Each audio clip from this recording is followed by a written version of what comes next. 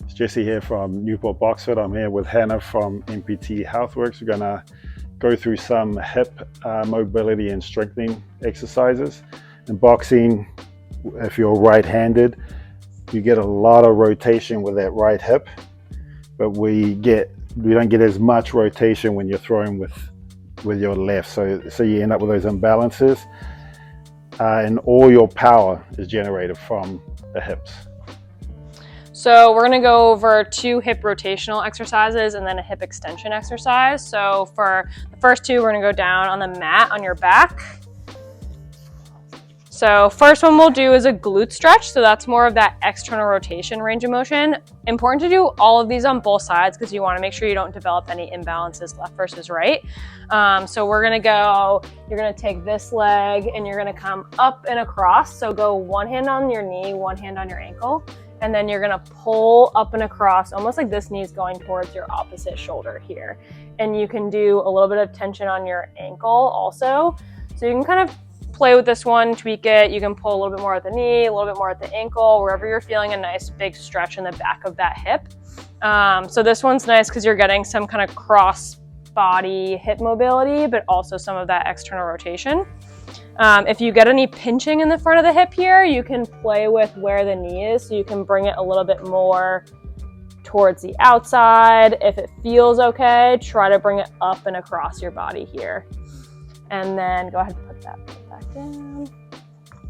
The next one we're gonna do is hip internal rotation. So you're gonna, same starting position as the glute stretch. You're gonna walk this foot out that way. Keep walking it out, good.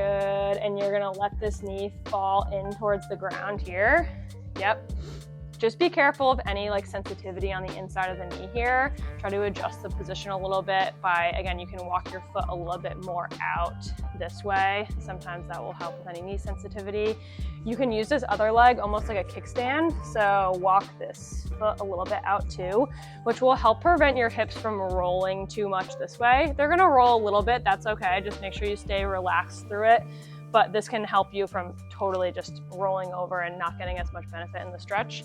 And if you don't feel a ton of stretch just here with gravity pulling the knee down, you can take this foot, go on top of this knee to get a little bit more of a stretch there. You should feel this around outside of the hip, back of the hip. It just kind of depends on where you're tight. And you might feel a little bit more like a joint stretch versus a muscle stretch. That's totally fine.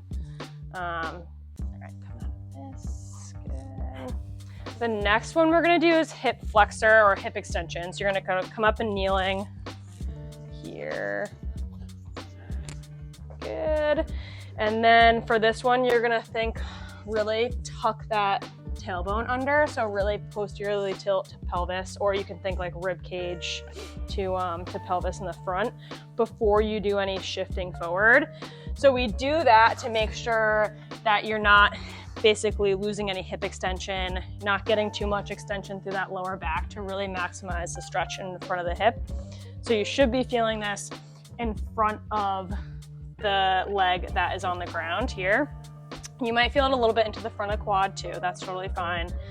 But this is really important. Again, you're in kind of that staggered stance. You want to make sure you have that hip extension to get full power development. Because like Jesse was saying, everything's coming from the hips. All your power and strength is really coming from the hips and that being able to get that rotation. All right, now we're gonna go through a couple hip strength and power exercises. So the first one we're gonna do, you're gonna grab kettlebell in one hand, and then we're gonna go into a staggered stance. You can put one foot up against the wall behind you if you want to for a little bit more balance support. You don't have to do this. And then you're gonna put most of your weight onto that front leg, and then you're gonna hinge forward with a little bit of rotation, bringing kettlebell, just towards the outside of that foot, really loading into internal rotation in this hip, and then come up nice and tall, good. And then same thing, when you hinge forward, make sure back stays nice and flat here. You're really trying to target posterior hip and hamstrings here, that's where you should feel it. And then as you go down, also make sure you get a little bit of a soft bend in the knee so you can really think about driving that hip back and loading that hip up as you go down and come back up. Good. So that's going to be more posterior chain with rotation, and then we're going to do a little bit of anterior chain with rotation. So we're going to do a reverse lunge, so you can hold kettlebell right up at your chest. Yep, goblet hold, perfect. And then you're going to take a nice step back and rotate over that front leg. Good. Again, loading into internal rotation here, and then coming out into external rotation. Again, getting a little bit more quad, a little bit of glute here, but targeting a little bit more anterior chain with still some of that loaded rotation in a single leg exercise. Nice. And then we're gonna do, for our power exercise, grab a med ball.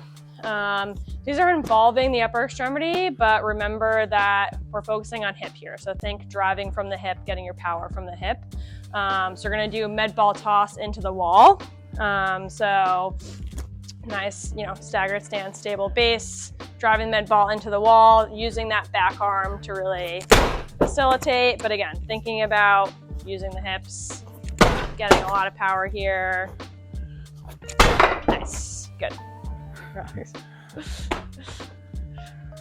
Thought he was gonna knock it all down. I'll do it enough.